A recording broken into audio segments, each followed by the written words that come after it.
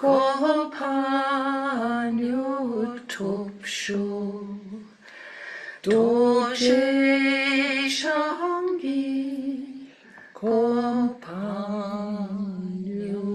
topsho. Okay, and the four limitless contemplations. May all beings have happiness and create the causes of happiness. May they all be free from suffering and creating the causes of suffering. May they find that noble happiness which can never be tainted by suffering. May they attain universal impartial compassion free of worldly bias towards friends and enemies. Semjen damje dewatang dewe jutang den pa jutik dungal tang dungal chik jutang trawa jutik dungal mepe dewa tampatang mindrawa jutik nering chaktang nitang trawe tangnong chempo la ne pa jutik. So we go on to the last part, which I'm taking so seriously. If I were a Buddha, how would I behave? And I think it's very important. On Saturday evening, we were out with friends, and this friend said to me, you know, Melanie, you're unique. So I said, in what way? Not any unique to anyone else. She said, no, it's amazing. She said that you've kept up looking after people and teaching and everything. She was actually a counselor herself, and she gave that all up, which maybe you're supposed to do when you get into your 70s and then 80s very soon. You know, maybe you're supposed to give it up. But I explained to her that for me, my most important thing in life is not socializing. In fact, that's the least important. My most important thing is getting enlightened and being able to help people out of their suffering. That's my most important thing. She said, yeah, but you're unique. I said, not really if you look at lots of other people in the world that are going along that path. I'm astounded when I find these lamas teaching, and they have several thousand people listening to their teachings all over the world, even in Russia and countries like that. You know, the Buddhism goes strong. So there's something here that a lot of people are able to get, and then your job is not finished right up until the day you leave. But when the Buddha was asked, and I'll give you lots of time to reply, are you a human being? He replied, no, I am awake. No, I am awake. Such a profound statement. Every day, you know, if we want to behave as a Buddha, we have to ask ourselves, am I awake? Am I awake? Even in the sleep state, am I awake? I can see in my sleep state, the minute I'm having a good spiritual day and I'm in touch, then I have beautiful spiritual dreams. The minute I'm grasping in samsara, my dreams become very mundane and awful and a waste of time, okay? They're just expressing what I'm feeling. So it really is a very important. Awake means being aware, knowing, being cognizant. That word cognizant is so important. If we were awake and aware, we would understand every being around us and never retaliate. We'd just see where they were coming from, how they view the world, and if their view was distorted, we'd feel tremendous compassion for them. So for me, if I am able, in every single person I meet in my day-to-day life, if I'm able to touch something that helps them change, of course I don't walk around telling people, you know, do you want to change? But when I have a chance with people, I try and definitively make a statement that might change them. So the other day I was at the supermarket, and this woman behind the supermarket, as she's doing my things, I always say to them, what's news? Okay, and they always say to me, no news, you know. And I go, well, how come when your friend comes, you got lots of news? Tell me your news. She says, oh, I'm having such a hard time. I've got these twins. This is the money I earn here at our beautiful stores. This is the money I earn. I can't manage the education and everything. And I'm really, really looking for another job where I can earn a little bit more. So I said to her, you know, I've got a good suggestion for you. I said to her, when you asking for help, I don't know if she asked God, whatever she asked. See, when you asking for help, offer what you've got. She said, what do you mean? I said, well, tell me what you've got.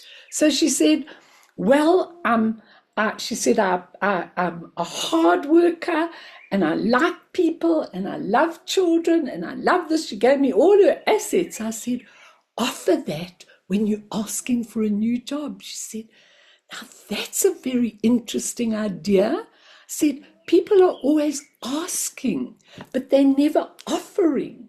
When you offer, then the asking becomes feasible.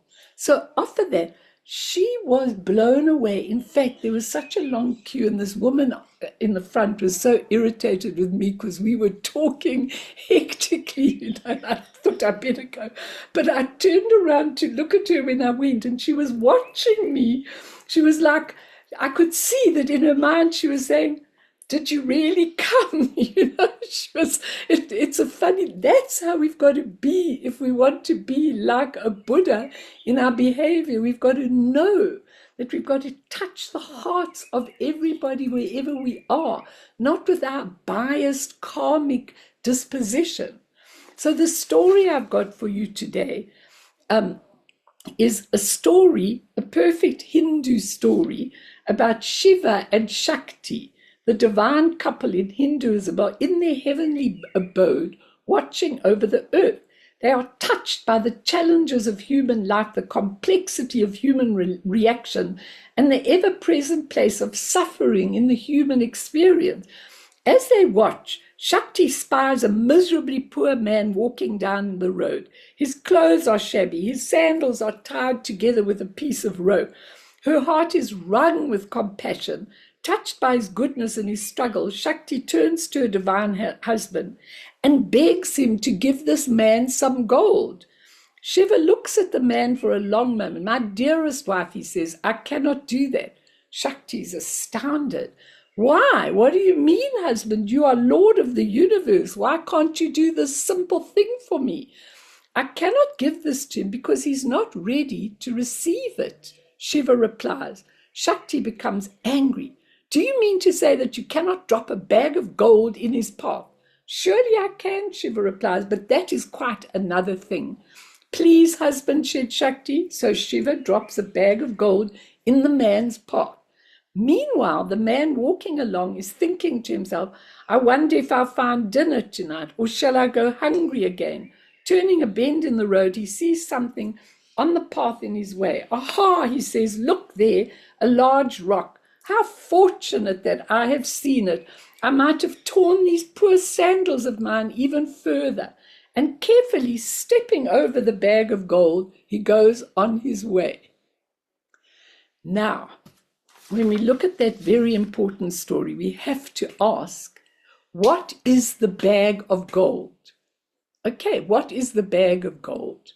The bag of gold perhaps, I'm saying perhaps, is the most difficult experience of our lives, the most painful experience.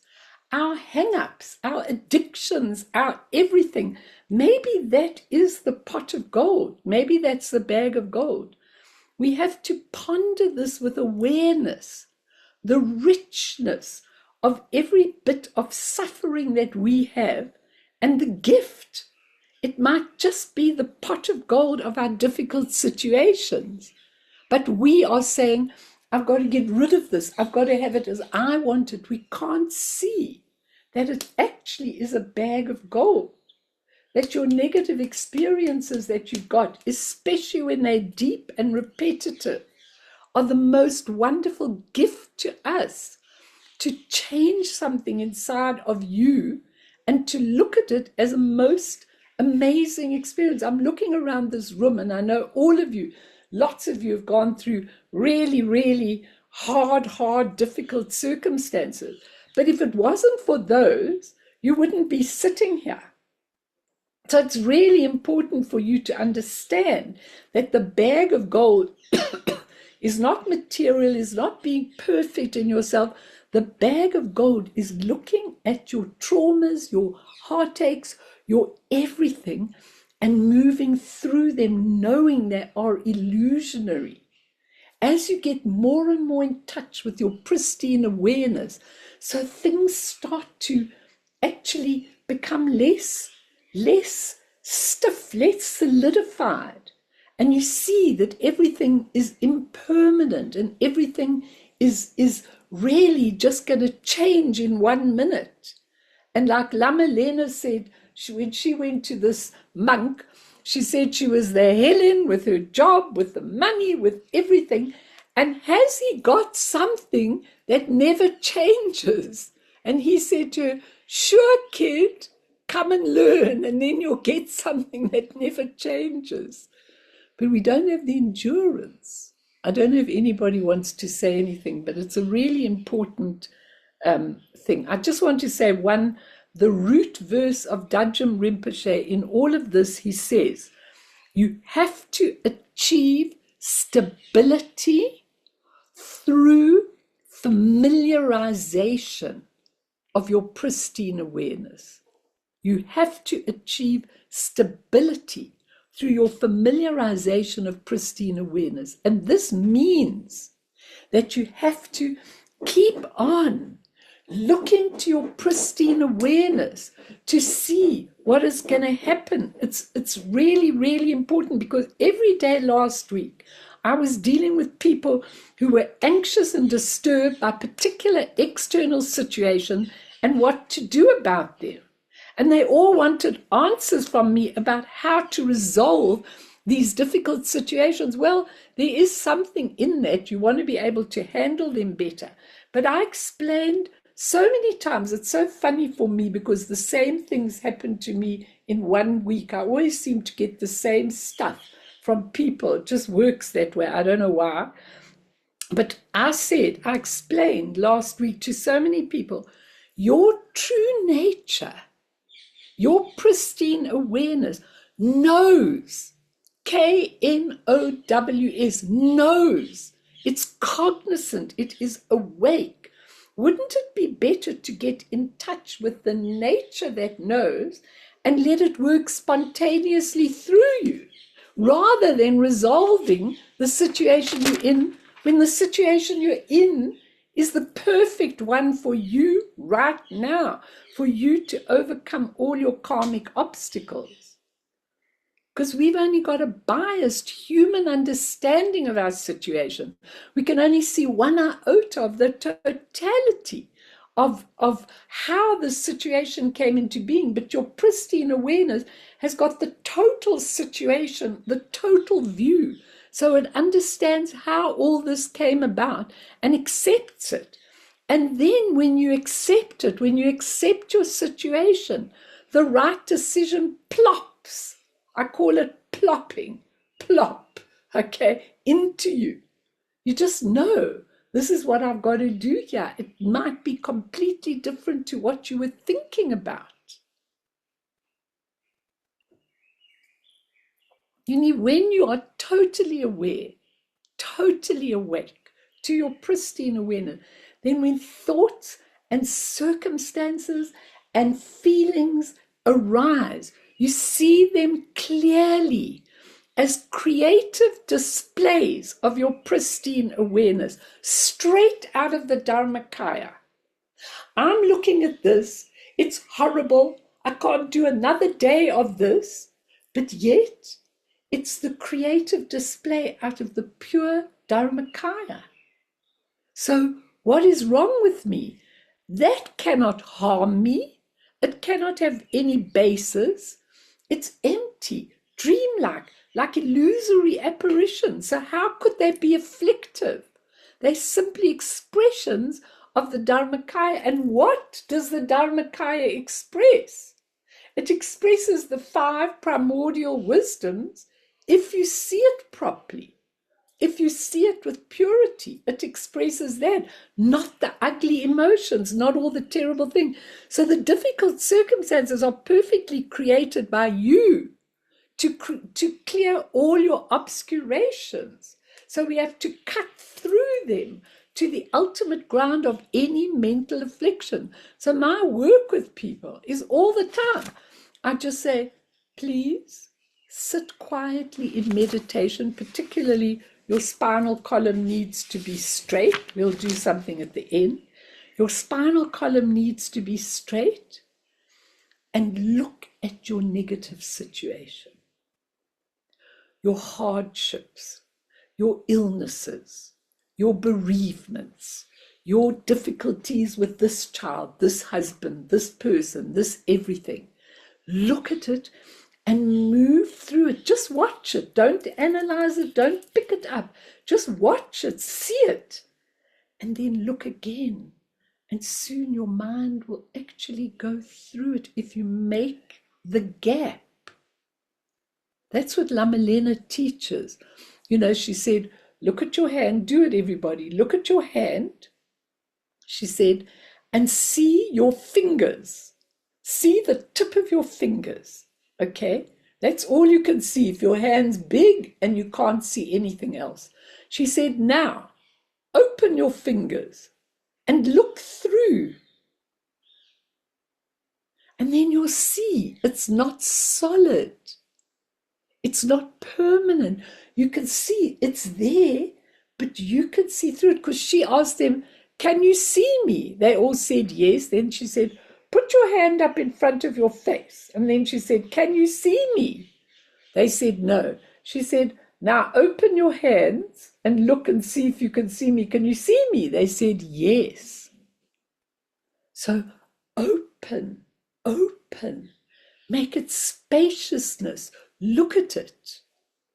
Okay, I'm opening to you before we go on. There are a couple of real good points I want to give you from Dajjam Rinpoche, but maybe you want to say something, maybe you want to ask something.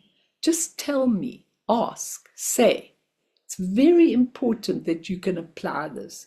And no question or comment is stupid. It's how you feel, and I want to help you with that. Anyone?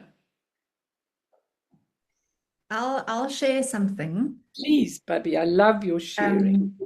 I had an example of this that came up last week. Good. And I want to share it because it was actually so shocking that how it worked that I actually just, it really just shows how much benefit this can bring.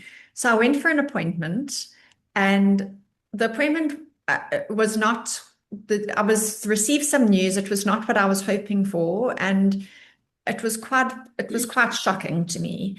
And I got to my car, and I had been bombarded with a lot of information. I got to my car, I sat in my car, and I felt like, this bombardment, this instant like emotion sitting there.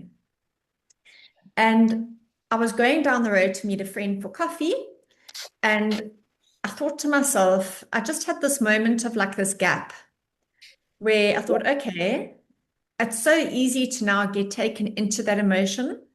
I could have immediately probably phoned my mom, phoned a friend, like kind of start discussing it, get sucked into it and get into the story of it.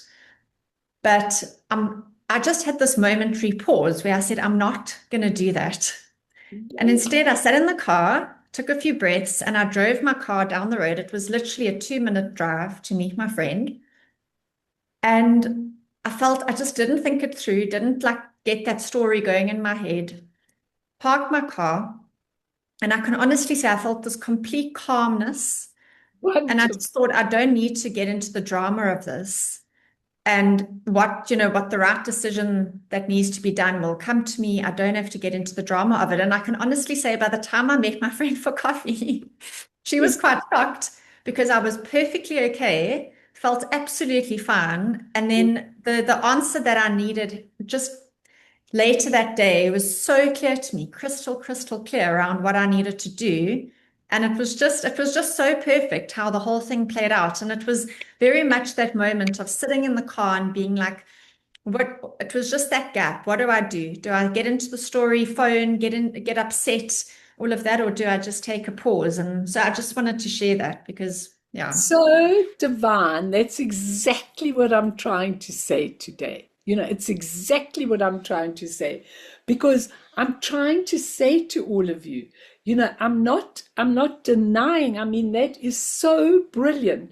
And if you would, when you've got a difficult situation, if you would just sit, and always try when you're sitting to have your spinal column straight, very important, because you want the energy, the energy to flow.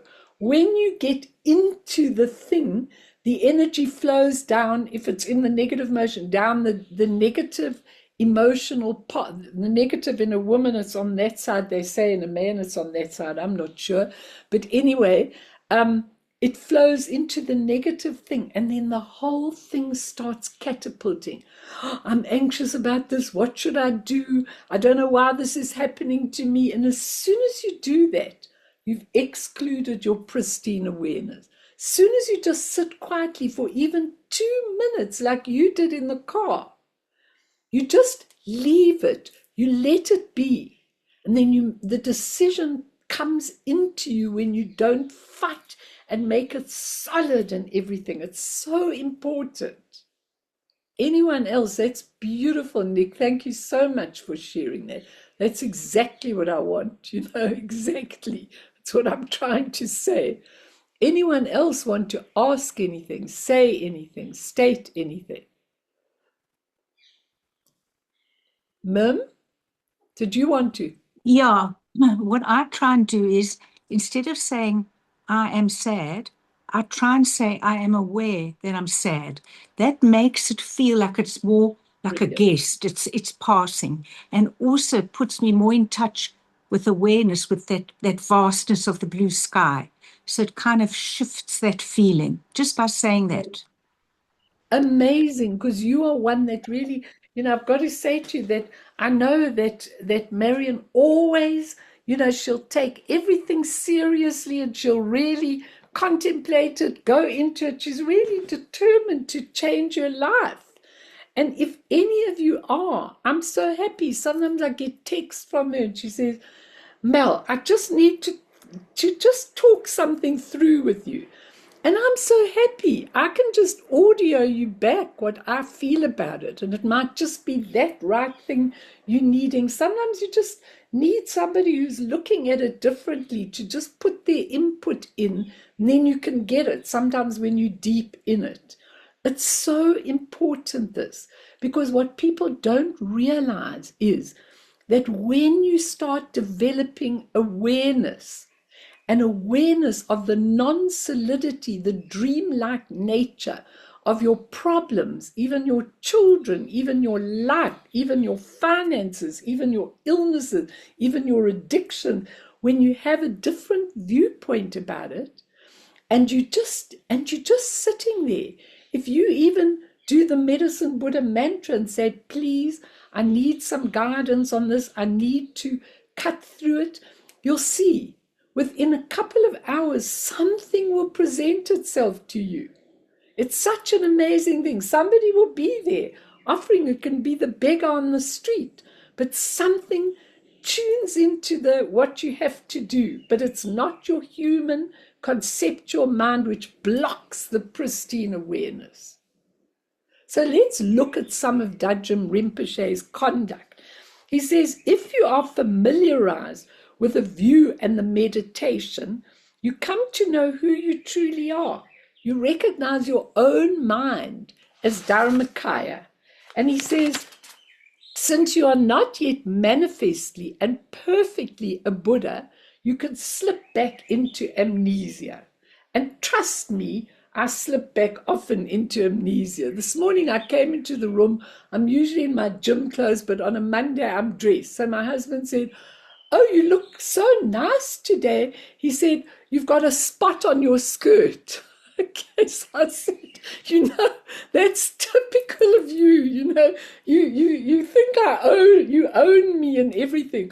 Couldn't you just look at overall me? Did your eyes have to go on the spot on my skirt, But I think he does that to me. I think he does that to me with my personality or with what I say to people or anything, never mind the spot on the skirt, which can be rubbed off. And I think actually, when I look at it, it is a pot of gold because he keeps me on my toes. He keeps me looking. He keeps me aware. He keeps me studying what I'm doing, because he comes to the talks on a Tuesday. And then afterwards he says, funny you said that, but you this and this and this. And then I go, do I? Instead of saying, no, I don't, I go, do I? And then I'm looking at it. People will point out your flaws. And instead of taking it as a really negative thing, you say, thank you. It's good. And when it comes to the conduct on the basis of the view and meditation, he says, simply put, your sole task is not to do anything a Buddha wouldn't do. Not to do anything a Buddha wouldn't do. So that everything a Buddha would do can manifest in your conduct. A Buddha engages in all manner of activities spontaneously and effortlessly as displays of virtue in the service of all sentient beings. So it's easy. It's not like he's got to think, oh dear, who are you? I wish I could give you something. He doesn't. It's just natural looking at the overall view. So he gives the whole lot of what wouldn't a Buddha do. Now, I'd like you to add your own things to this, but let's see what he said. So what wouldn't a Buddha do? What would primordial consciousness not do? Okay, the Buddha mind would not, number one, shrink down to the size of thoughts, be abducted and carried away by them. Wouldn't do that. Shrink down to the size of thoughts, be abducted and carried away by them. Number two, would not appropriate, identify with, or collapse down to the size of your mind or body with thoughts of I, me, and mine. A Buddha wouldn't do that. He's only aware of the nature working through him. He's not aware of I, me, and these are mine, and don't touch them, and they belong to me. He's only aware of what happens spontaneously through him. Number three, he would never be perturbed by fluctuations of your emotions and desires. So one day, you've got hectic emotions. The next day, you're down, you've got one emotion. The next day, you're going like a yo-yo all the time. A Buddha mind would never be, because as soon as the emotions or desires come, you just allow them to be. Then they go right back into the Dharmakaya, into emptiness. When you deal with them, fix them, analyze them, decide what to do, you get caught into it. And a Buddha, number four, would never reify any experience. That means he would never solidify an experience. And it's so interesting. I've told you that on my computer comes all my memories every day. You know, these are your memories for the last 20 years. I don't know how they possibly could do that, but they do it to me. It's the most brilliant. It's a Buddha mind that can do that. But I look at the memories and I think, they're gone. The little children are grown up, one's married. They're no longer they're not anything. You know, all that stuff of looking for a home and staying in a place I didn't really like was dumb, absolutely dumb. It's gone, it's over. I don't remember it anymore. In fact, I don't remember lots of things anymore. When I see the picture, it brings it to mind. But you don't solidify anything. Never, okay? And number five, a Buddha mind would never move or have a sense of being moved because of identifying with something within this field of delusive experiences. Oh, what does that mean? We are not really moving. I just remember Yeshe Tsogyal had this friend visit her in a dream or something, someone who was in samsara, and she came, and then when she left, Yeshe Tsogyal got up in her dream and walked with her somewhere, but she told her, I never move. It moves through me, but I never move. Now, isn't that fascinating? because we're moving all the time. She said, I never move. And I want to give you this teaching, which is so important, because what do you mean you're never moving? Are you sitting in one place? Is there a you sitting in one place? Then what happens? Oh no, I'm emanating near Manakayas all the time, in all the universes, in all the lands, everywhere I'm emanating, but I'm not moving. So I am pristine awareness, and I'm emanating in movement, but we never move within the field of delusive experiences, because when we move, we caught up. So if we sit and watch, we're in a good thing. And I want you to give me your things. But Buddha mind is not just like space. Okay? It's not just primordially still as Dharmata. He says it's not just still. There are active form kayas, sambhaka kayas, different kinds of near manakayas which manifest in all manner of sentient beings. They train each sentient being exactly according to their capacities, and it's spontaneous. So when I do this prayer of Mandarava, Yeshe Tsogyal asked Guru Rinpoche to please tell him about Mandarava and how we could emulate her. So he said to her, sit in the morning and place your hands like this, he said, and say the following prayer. So, these Diana.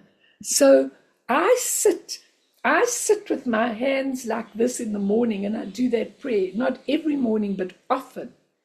And that prayer is amazing, because it tells about her life and how she really emanated everywhere. She took large universes and made all of them into rainbow bodies. She was everywhere teaching and enlightening and doing everything she had to do.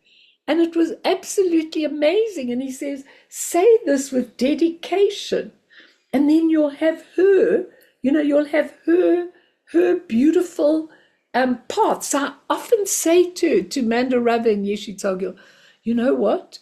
I want to be just like you two. And when I'm complete in this life, I want to come in my mind to where you are and undergo an apprenticeship, because I really, really want to do what they do. Instead of just helping a few people, I want to do like they did, help hundreds of universes of people. Go to places and enlighten all the people. Go to places where there are ugly things and change the whole thing into pure things. That's what they do. They do enlightened activities.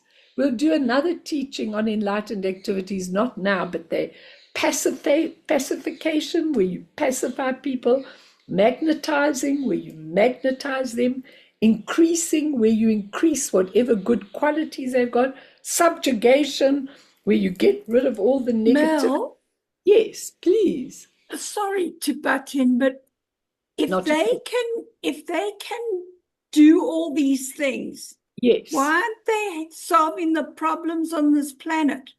Good question. Really good question. Because like the bag of gold that we talk to, Halada, the bag of gold, because people walk over the bag of gold. Why is it that in all these universes, there are only a certain number of people that are disposed towards this magnificent teaching that Guru Rinpoche has left in Termas for us? It's the most amazing thing, and what you're asking is right. But you see, what a Buddha mind can't do is, he can't force that on people. So when she did it, it meant the person was there ready to pick up the gold that they left. So all the people that attained enlightenment were ready. You can't take a person who's not ready. I've got so many friends that are absolutely. You know, we went to this movie on Saturday night called Hamnet. I don't know if you've read about it. I think she's going to win the award for the best actress.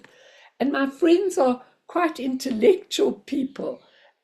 Spiritual? No, the guy is not spiritual at all. Well, he's not a not nice person. They're both lovely, but they're not spiritually minded.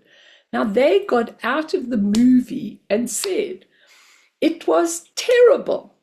The guy couldn't hear everything. He said they whispered a lot, and he said it was terrible. The woman said, I've read the book Hamnet, and they didn't use what was in the book. You know, I found it so interesting. I said, I loved it. Okay, I loved it. I thought it was so spiritual. I loved that free spirit of the woman who played the major role. I think she's going to get an Oscar for it. She was this free spirit, and so was Shakespeare. Shakespeare was a free spirit, and she understood he needed to go to London to produce his plays. And then it's about where they lose their child and, you know, what happens, and he isn't there. And it's applied. If you know the story of Hamlet from school, then there are things that are applied to the story that he writes. I found it fascinating. Okay, absolutely fascinating. And they hated it. Again, they're the intellectual. So it's very interesting. They have a film club where they all discuss intellectually. He said it depends if you're using your human conceptual. You miss so many things. So to come back to you, Gail, there are many people. You know, when I try and tell this guy thing, he just poo-poos it straight away. He says, well, that's your belief, Melanie. So I never tell them anything, you know. But it's very, very, very interesting because that's why they can't change the world. But they can leave the bags of gold everywhere, like we've discussed. They can leave the bags of gold. And then those who are going to wake up and become aware and awake will find those gold, and then it'll change. Do you understand what I'm saying? It's very, very important because you can't, as a Buddha, you can't change people that are not willing to change. Dar, go back to the beginning of this session and just mute yourself so that do you want to say something? I just wanted to say something, just in sort of building on what Gail has said and what you were saying, that I found, and I remember it sort of, you know, when I was dating in my early 20s, out with the boyfriend on a Saturday night, and we met up with some friends on Sunday, and he was talking about the evening before, and I thought, was I at the same party? You know, his perception was so different from mine. But also, I've been watching with great enjoyment this walk across America, and with the monks who are doing nothing other than walk and have God with his speaking. And what comes across time and time again is that you have to be ready, you know, and anybody can or this is my impression, sorry if I'm gabbling, that you can offer as much as you like, whether it's a meal, whether it's spiritual guidance, whether it's growing your vegetables. If somebody's not ready for that, you might as well stand on your head and whistle Dixie, because it's not going to go anywhere. And that was the story we did at the beginning of this session, you know, where Shiva drops a bag of gold and he steps over it, the poor man, you know, and the bag of gold is when you are ready and when you can see things. But what is very important for all of you to understand is that these beings are infinitely active, yet primordially still. Isn't that interesting? Primordially still and infinitely active. That is what you've got to understand, because our actions that we do are definitely not, they human actions all the time. Pick up, go and bake a cake, go and do this, go and do that. There's nothing wrong with that. But we're talking about the Buddha mind that is infinitely active, but primordially still. Just that sentence, I want you all to write it down because I think his advice here is so beautifully infinitely active, yet primordially still. And contemplate that sentence, because it's really, really important, okay? That you are able to be in touch with the primordial stillness while you are infinitely active with a Buddha mind. It's really important, okay? So whatever thoughts arise when you become familiar, they're the pure expression of Dharmakaya. Whatever speeches arise when you're in that is the pure expression of Sambhogakaya. Whatever physical activities you engage in are pure expressions of Nirmanakaya. And then anything a Buddha would do can manifest through you without impediment. Now, I've kept this in my mind all the time. And one of the things that he gives, which is so interesting, in the life and times of Choki Lodro, which if you look up, I don't know if it was recorded, but I love that book. It's this thick, okay? And it's the story, Jamgon Khyentse Rinpoche, Choki Lodro was his previous life. Okay, I'm not asking you to read the book. It's very, very long. But Dilgo Khyentse says, there's a Tibetan saying that we human beings love to imitate other human beings. The best imitators are usually the most capable people. It's based on the Tibetan belief that we can attain liberation by learning about and imitating the lives, characters, and manifestations of great beings. Like I was telling you about Yeshe Tsogyal and Mandarava, that I want to imitate them. What's the reason behind this? One of the great human qualities is that we as human beings are easier to influence than any other species. I try and influence my dogs to do their prostrations. They do sometimes, they don't sometimes. You can't influence them, but I can influence a human being to do what I think is good. So a great story is called a namtar in Tibetan, one that liberates. So when we read it and love it, it's possible to attain enlightenment just by reading the life story of great beings. And he says, this one shows us what a Tibetan version of a bestseller looked like in the 19th and 20th century. This was their bestseller, not like poison in politics, that's what we look at and we influenced by. It was the life story of Choki Lodro. It was absolutely exquisite, okay? And it's really important. He says, when our real guru is our Buddha nature, and if we accumulate enough merit, the reflection of our Buddha nature will manifest as a human guru. It's very important. So I just want to say, there are a couple just more things I want to say, and then we're going to do a long meditation from Dajjam Rinpoche's meditations, because it's beautiful, but I just need a few more things. Number one, the conduct of the Buddha is Lojong. Lojong is like the 6 perfections: generosity, morality, patience, perseverance, meditation, and wisdom. There are actually 10 in some of the things, but those are the 6 perfections. But the perfection of each of these are transcended when you have the conduct of a Buddha. So the perfection of generosity transcends generosity. Our generosity is, I need to give something to someone, I need to give money to this beggar. That's very generous. But this isn't generosity transcended. So when you really become like a Buddha, it transcends that. You don't need to train in them anymore, because they just happen through you. It won't happen yet, but it's a good aim to have that, okay? With negative emotions, they just self-release into the primordial ground, but not into nothingness. They self-release release into primordial wisdom, because they came out of purity, so they are pure. We've just misconnected with them as negative emotions. Goes to the core of everything. So Dajjal Rinpoche says there's a simple task of conduct.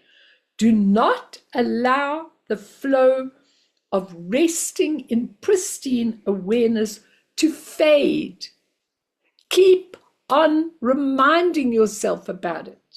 Do not allow the knowing of your actual identity as a Buddha to fade. Do not allow the flowing of pure perception to fade. All activities, he says, drinking, eating, all for the sake of sustaining the flow of pristine awareness. You still need to take care of yourself. You're still living in samsara. But it's really, really beautiful what he says there. Now, that's one of the points, okay? Don't let it fade. So every time you're in trouble, say, I'm sitting for a moment, even if you're at work, I'm sitting and I'm just being in touch. Don't let it fade with my pristine awareness.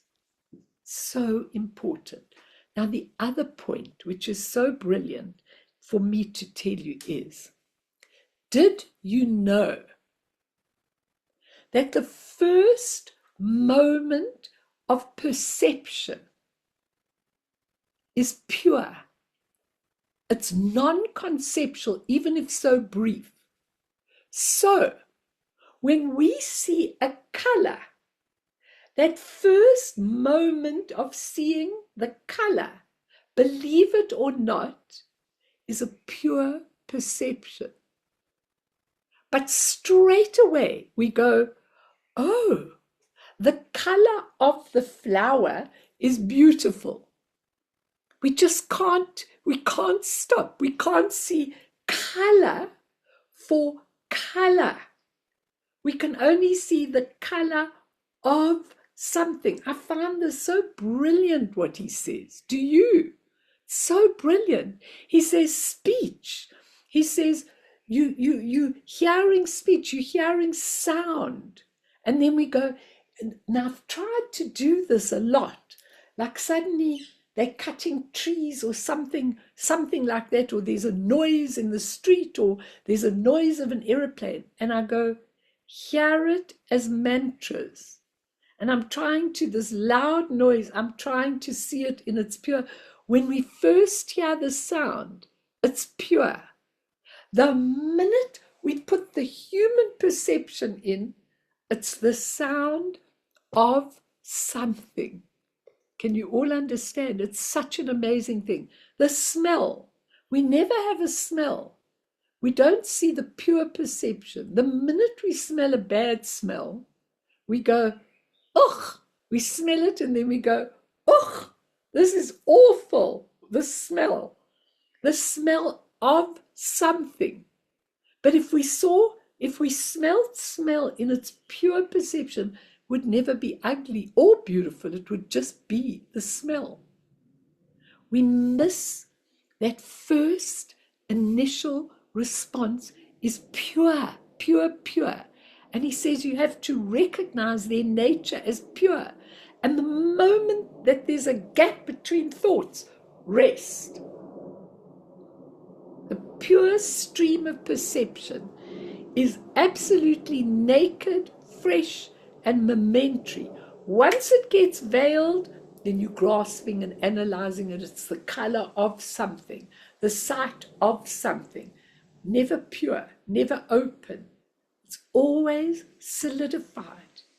And he says, when you expand that initial moment of freshness to the best of your ability in the post-meditative state, the afflictions, your hurts, your anxiety, your sadness, ride on the current conceptualization. You have to keep the flow of perpetual awareness. So let's say you wake up in the morning, you're feeling very anxious about the day. Instead of starting to go into, oh my God, this is a terrible day. I'm so scared of what's happening. I can't do this, blah, blah, blah, blah, blah, blah.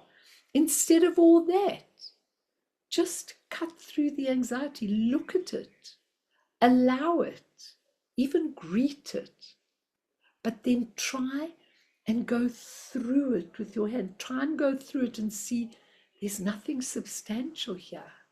Let me allow it. Let me work right through it until I have pure perception.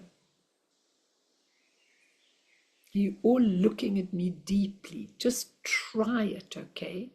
Try it, because it's the most amazing thing.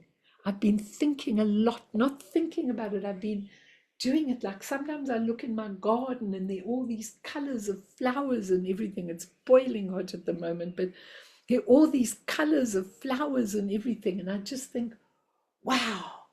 But as soon as I go, this is my garden, it's this, I've lost the pure perception.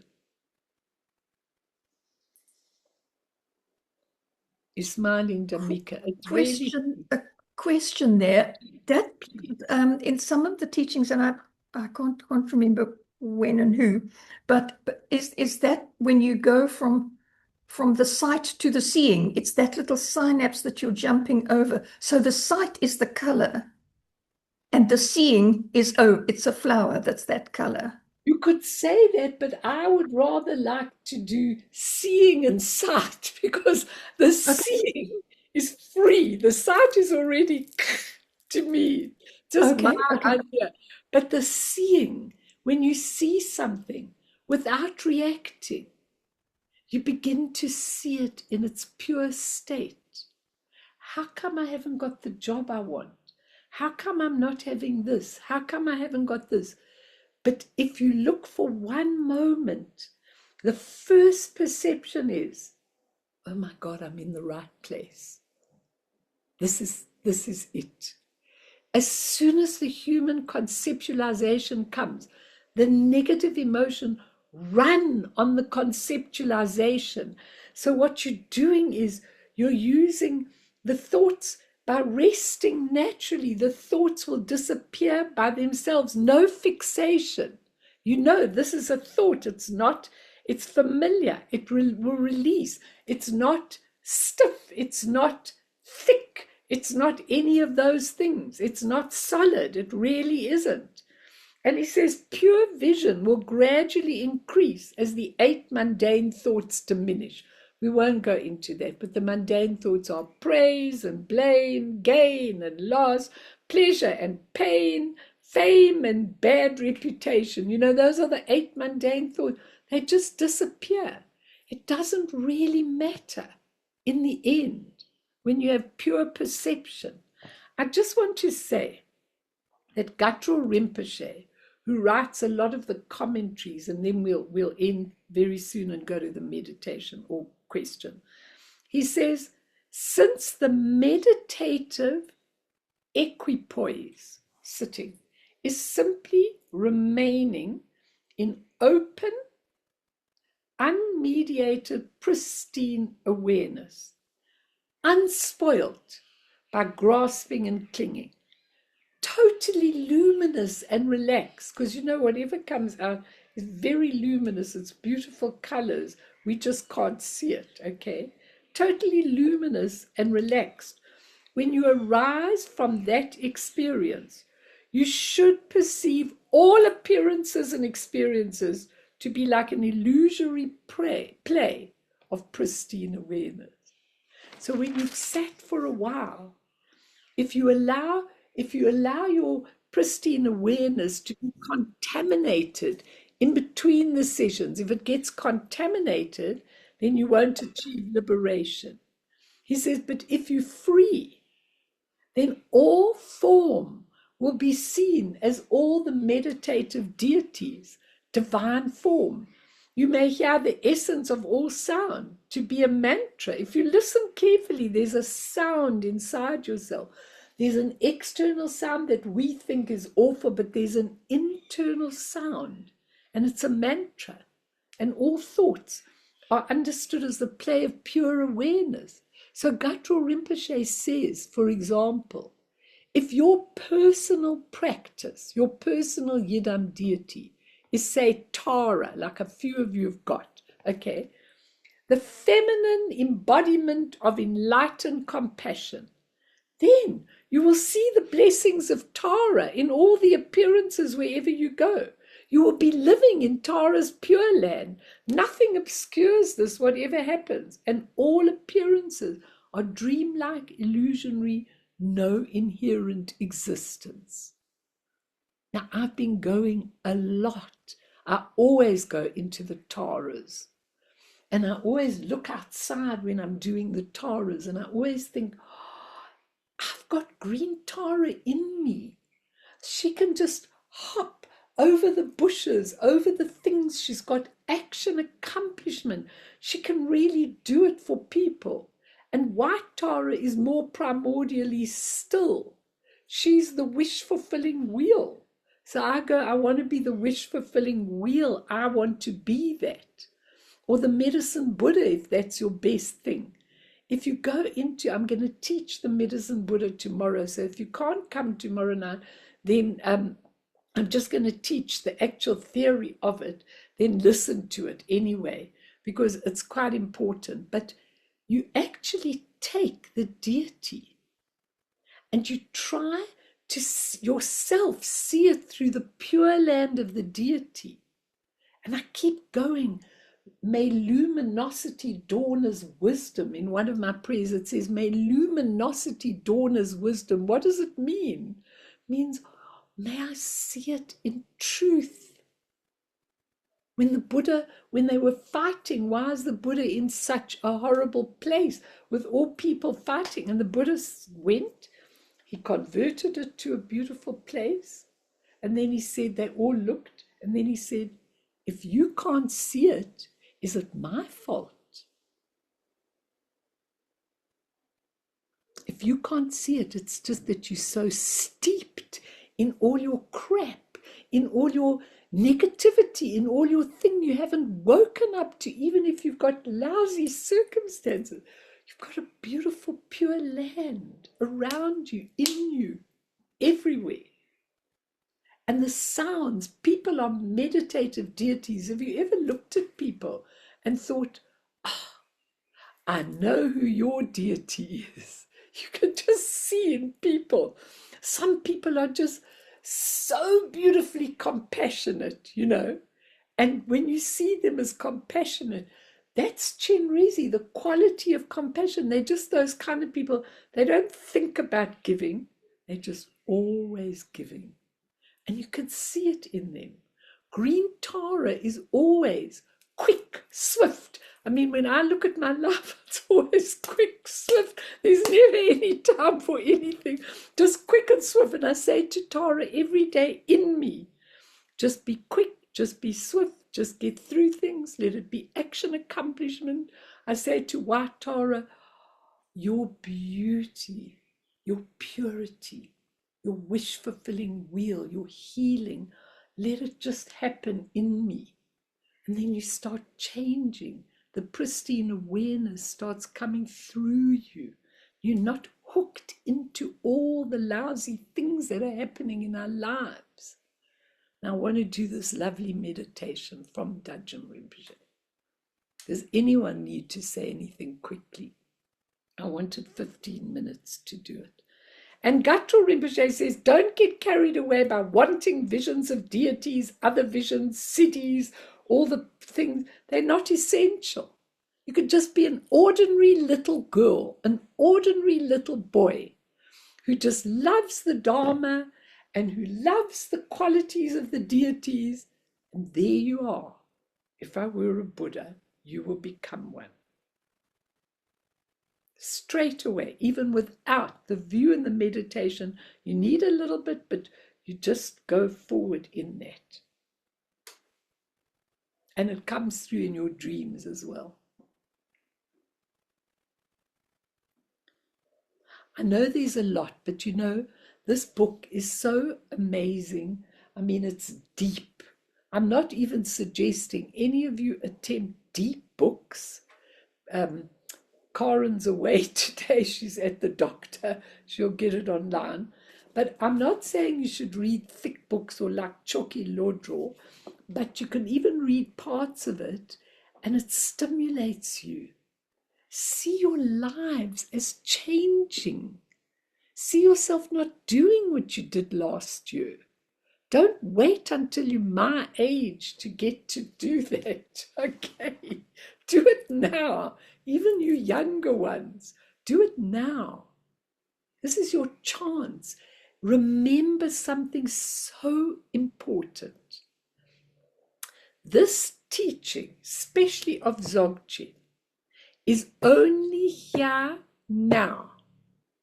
In a certain amount of time, it is going to be withdrawn to another level. I promise you.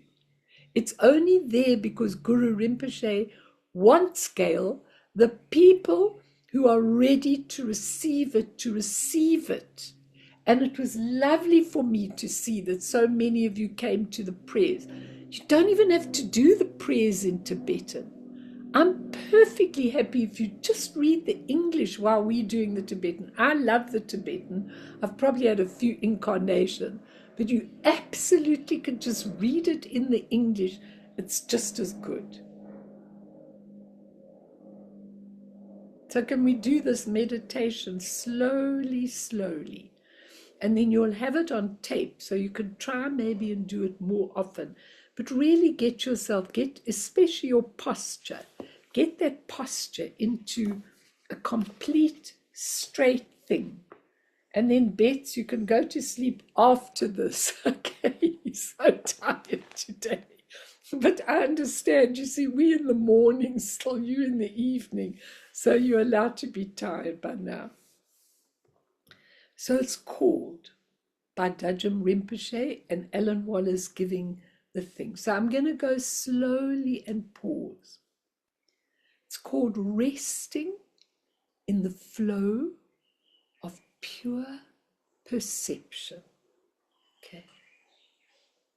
Find a comfortable posture where you can be relaxed and at ease. We see that there is recurrent crescendo of emphasis on relaxation. So touch, he's not saying this, I'm saying this, touch the parts of your body that are tense. Breathe into them and completely relax.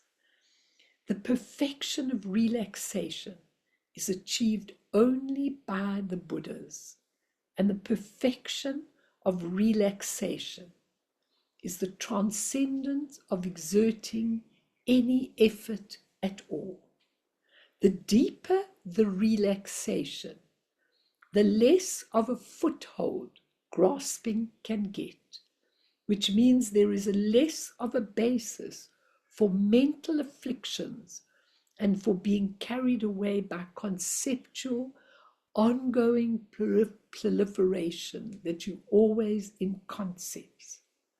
Release, with this in mind, relax deeply in your body, further allowing the exhalation of your breath to release any tension in your body. So the exhalation, everybody, is a little bit longer than the inhalation, okay? Relax deeply in your breathing by allowing it to proceed effortlessly, to flow in and out, as though you were in a deep sleep. Completing the triad profoundly and existentially relax your mind. Release and settle effortlessly into awareness as you have done before. Continue to rest in the flow of unwavering stillness in the very nature of awareness. You must relax your bodies as you're breathing, making the exhalation a little bit longer. And if you do this, I promise you, you'll get to the pristine awareness. Now let your eyes be open or half closed, utterly at ease. Don't close your eyes, because then you block out everything. Definitely half closed or utterly at ease. Rest your visual gaze in the space in front of you. Soften all the muscles around the eyes, letting there be spaciousness between your eyebrows and an openness of your forehead, your whole face resting in an expression of repose. Relax there, deepening your familiarization with the opening practice of shamatha without elaboration, or shamatha without a sign or a reference. So you are just allowing everything to go through as you release the tension in your body. Most important to be totally relaxed. If you're not, squeeze wherever you aren't. This is me talking, and just relax that particular muscle. Following in the stream of Dajjam Rinpoche's pith instructions on determining the nature of external apprehended objects located in the world around us, open all 5 of your sense roots and sense doors as you move into Vipassana. So don't block anything. Eyes, ears, smell, the whole lot. Touch. Open yourself. Let the flow of your mental awareness illuminate whatever appearances arise in the visual, auditory, olfactory, gustatory, the tasting, and tactile domains. Even if you're holding something in your hand, feel it, the tactile.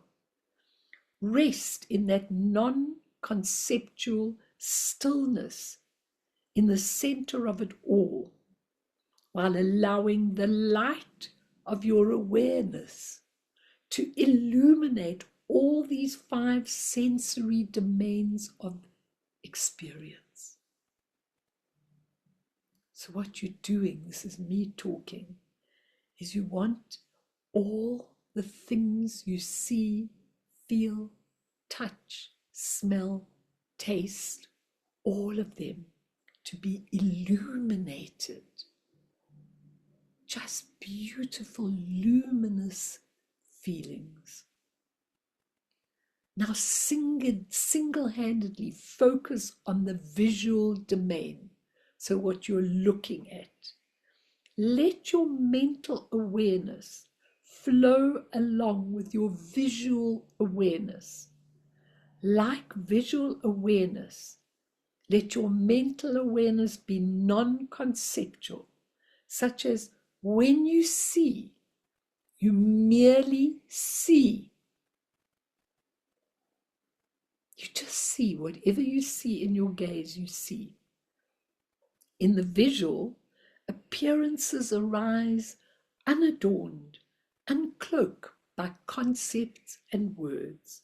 See them for what they are, no concepts. So if in your vision there's plants, there's a desk, just see them, pure seeing without analyzing them in any way. See them for what they are. Before you slip into dualistic grasping at these appearances and habitually thinking of them as being out there, just rest in the mental perception of visual appearances. In this way, see that the phrase out there has no referent. There is no inner and there is no outer. There is just the space of awareness, the substrate, which is where all the karmic imprints come from. It's very subtle, and visual appearances arising and passing.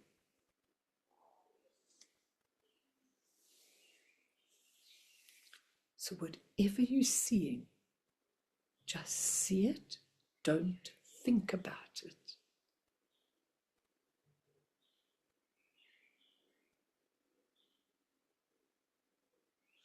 As in the pith instructions given by the Buddha to Bahia, direct your awareness now to the auditory domain in this same way. In the heard, the hearing, let there only be the heard, the hearing. So listen to the inner hearing. Mentally perceive just the sounds without even labeling them as sounds, let alone sounds coming from somewhere over there. Just hear them without any concepts.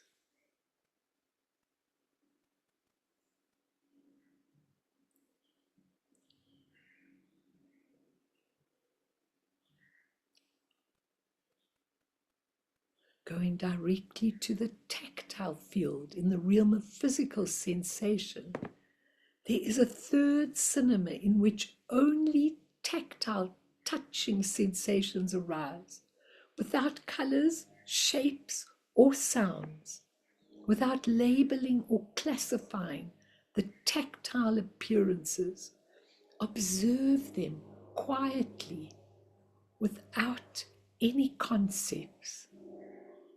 They are intangible. There's no object and subject.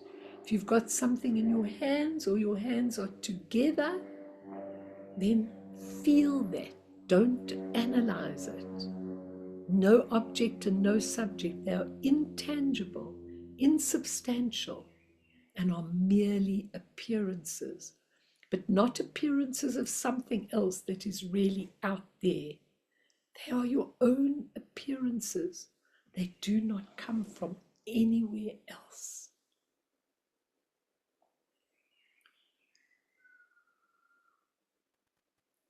Continue to rest in this non-conceptual flow of mental awareness, allowing the flow of conceptual proliferation to manifest.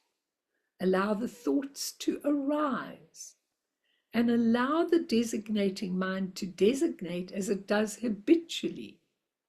But from this stillness, watch passively, yet discerningly, how the conceptual mind habitually locks onto appearances, visual, auditory, touch, smell, and taste. And then, on the basis of designation, add something to these immaterial, insubstantial appearances. I like that. It's a lovely color. Why haven't I got more of this? Why haven't I got more of that? Don't. The conceptual mind designates object. That's the sound of traffic. That's the color of cloth. That's the sensation in my knee. It's hurting, and so on. Watch now how the conceptual mind designates those objects on the basis of designation as an array of appearances, which are not really those objects. Observe how the conceptual mind populates the world around you with objects out there in physical space. Note how these objects only come into existence by the power of conceptual designation. This is a plant, this is a dog, this is that. I don't like this feeling, this is velvet, this is your designating. Watch how you designate. Note how these objects only come into existence because of that. As soon as you think this or that, referring to some object out there, watch how the mind conceives the object and gives birth to it by designating it as such, creating a self-fulfilling prophecy of sorts. And once the conceptual mind has designated an object out there, observe how it goes a step further. and makes it solid. That designation, viewing it as existing independently from its own side, that is independent of what you've designated, as if the designation, the conceptual and verbal labeling, were something of no consequence and utterly superficial. It is as if the objects out there were already what they are from their own side before you even designated them as such, as if they bear their own intrinsic identities. We think everything exists outside of ourselves. Watch how the mind solidifies the object that it has imputed. Consider, before we end, how concepts proliferate in dependence upon that solidifying. It is true that all mental afflictions are rooted in absolute solidifying them. Observe closely this activity without solidifying it. Notice the delusion without being deluded, and rest non-conceptually but discerningly with awareness in your own awareness. Continue like this for the remainder of the meditation. So you can take this and try it with each of your sensory organs and see the truth. How we designate things outside of ourselves, how we judge them, how we become absolutely paranoid about them, or love them, grasp them, make them solid, when it's all absolutely temporary, transitory, no solidity. Nothing in your life is solid, everybody. See this can change any single moment. Practice this. Practice it. And when you get up, see how you solidify everything. Look at that terrible person. Why is this car driving so badly? Look at the color of this. Makes my eyes sore. Look at the color of this. Isn't it beautiful? The color of, the sound of, the... Ponder this, everybody. And let's bring this session to a close. But you can dedicate the merit of this practice to the swift realization of your own perfect awakening for the benefit of all beings. So you can do that. You can say, may I have perfect enlightened mind, and may I really be able to benefit beings as a result. Really practice this. You don't have to do it quite as complex as he's done it. But it's a very, very beautiful meditation, resting in the flow of pure perception. Now, this is what we want. As soon as your perception becomes pure, you will see the world from a totally different view. You won't be nearly as unhappy. So, Bern, let's dedicate, and then I will answer anything that anyone wants after that, with pleasure.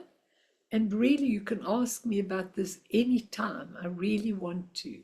But all the suffering beings, they're suffering because they see it all as tangible. They see it as absolutely solid. They don't see it as dreamlike, illusory. They don't see the pure lands. They see the ugly countries. It's all pure if we were able to see it, but we can't see it because we hung on to that absolute conceptualization. So if there's any merit from all this teaching, may all beings obtain omniscience, may all obscurations fall away from the stormy waves, birth, old age, sickness, and death. From the ocean of samsara, may all beings be freed. Sonam die tamche zipane topne nipe dranam pamshene jegana chipalak drupaye sipe tsole doa druwarsho.